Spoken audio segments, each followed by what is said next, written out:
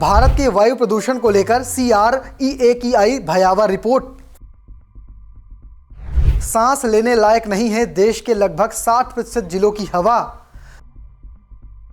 दक्षिण भारत को लेकर चौंकाने वाले दावे, देखें क्या कह रही है सैटेलाइट तस्वीरें।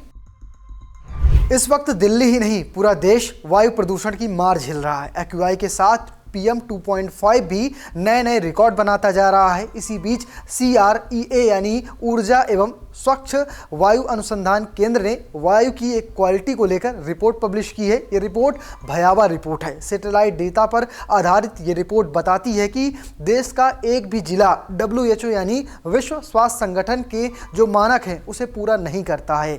वहाँ की हवा इसके मानकों से कहीं ज़्यादा खराब है। नमस्कार, आप देख रहे हैं जनसत्ता, मैं हूँ शुभम गर्ग। इसको लेकर इस वीडियो में आपको उत्तर भारत से लेकर दक्षिण भारत के हर राज्य की रिपोर्ट दिखाएंगे।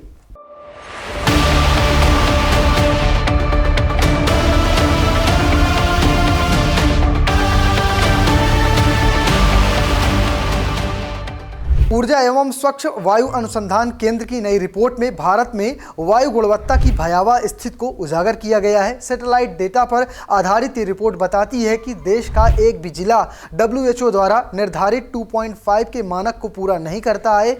इतना ही नहीं, 749 जिलों में से 447 जिलों ने NAAQS यानी राष्ट्रीय परिवेशी वायु गुणवत्ता मानकों को भी पार कर लिया है। इस रिपोर्ट में भारत की हवा में साल भर चलने वाली चुनौतियों और बदलते मौसम के प्रभाव को दिखाया गया है।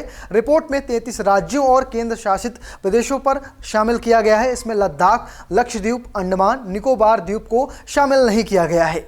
दिल्ली और उत्तर भारत में सबसे ज्यादा बोझ।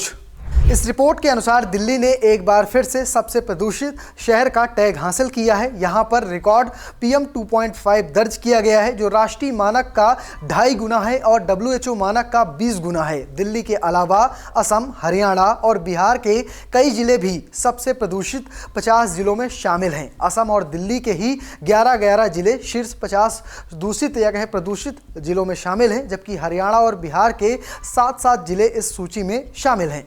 दिल्ली, पंजाब, हरियाणा, हिमाचल प्रदेश, मेघालय, चंडीगढ़ और त्रिपुरा में मानसून को छोड़कर हर मौसम में प्रदूषण स्तर मानक के ऊपर पाया गया है, जो ये बताता है कि इन क्षेत्रों में प्रदूषण केवल सर्दियों का संकट नहीं है बल्कि साल भर की समस्या बन चुका है। उम्मीद की एक किरण दक्षिण भारत।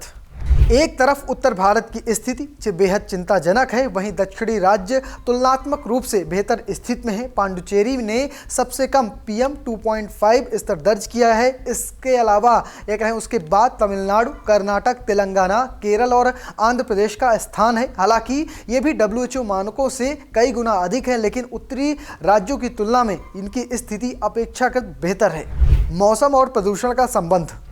भारत में वायु गुणवत्ता मौसम के साथ बदलती जरूर है, लेकिन समस्या की जड़ कहीं गहरी है। सर्दियों में लगभग 82% जिले NAAQS के ऊपर पाए गए हैं। सर्दी में ठंडी हवा और कम ऊंचाई वाली वायु परत के कारण प्रदूषक जमीन के जमीनी स्तर के करीब जम जाते हैं। वहीं गर्मियों में कुछ राहत दिखती है, लेकिन फिर भी देश की आधी आबादी हानिकारक हवा में ही सांस लेती है। मानसून प्रदूषण को कुछ हद तक साफ करता है, लेकिन 10% जिले ही NAQS के ऊपर रहते हैं। लेकिन जैसे ही बारिश रुकती है, प्रदूषण का स्तर तेजी के साथ बढ़ता है और 75% जिले फिर से मानक के ऊपर चले जाते हैं। ये पैटर्न दर्शाता है कि हवा की समस्या मौसम के कारण नहीं, बल्कि ये उद्योग, ट्रैफिक, कोयला आधारित ऊर्जा, बायोमास जलाना और निर्माण से पैदा होती है। CREA के विश्लेषक मनोज कुमार का कहना है कि भारत की स्वच्छ हवा की चुनौती को अब केवल शहरी प्रदूषण या सर्दियों की स्मॉग के नज़रिए से देखना गलत होगा। उनका मानना है कि इस संकट से निपटने के लिए एयरशेड आधारित शासन ढांचे की ज़रूरत है, जिसमें उपग्रह डेटा का उपयोग हो, क्षेत्रीय उत्सर्जन लक्ष्य रखा जाए, जवाबदेही तंत्र और सटीक निगरानी शामिल हो। यदि ऐसा नहीं किया गया तो भारत के लाखों लोग साफ हवा के लिए तरस जाएंगे।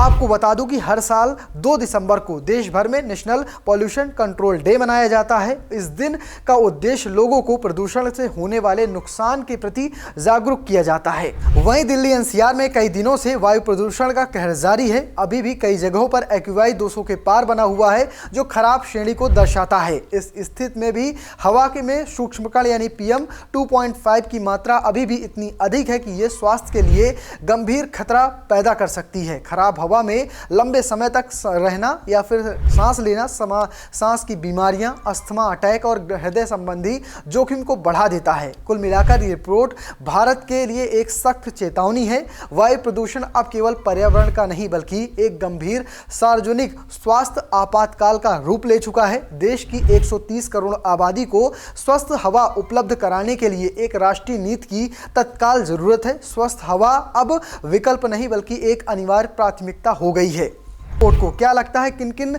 क्षेत्रों में काम करने की खास जरूरत है, कमेंट बॉक्स में लिखकर बताइएगा और पेज को फॉलो करना, चैनल को सब्सक्राइब करना बिल्कुल मत भूलिएगा। धन्यवाद।